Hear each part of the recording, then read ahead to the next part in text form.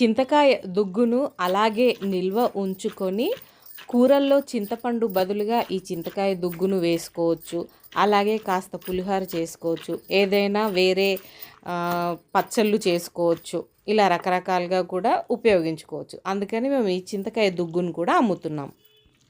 మా వరంగల్ వైపు పండు మిరపకాయలు ఇలా లావుగా పెద్దగా ఉంటాయి. సో వీటిని ఇలా ఒక్కొక్క కాయను పట్టుకుని దుమ్ము తుడిచి తొడిమెలు తీసి దాన్ని గ్రైండింగ్ చేస్తాము. మేమైతే వెల్లుల్లి వేస్తాము. ఎవరికైనా కస్టమర్స్కి వెల్లుల్లి వద్దు అంటే మా ఇంకొక బ్యాచ్ తయారీ అయ్యేలోపే మీరు ప్రీ ఆర్డర్ బుకింగ్ చేసుకుంటే మీకు వెల్లుల్లి లేకుండా చేసిస్తాము. అంతే అండి. చింతకాయ దుగ్గు మరియు ఈ పండు మిరపకాయలు కలిపి గ్రైండింగ్ చేసుకుంటే తెలంగాణ స్టైల్ చింతకాయ పచ్చడి రెడీ. ఈ పండు మిరపకాయ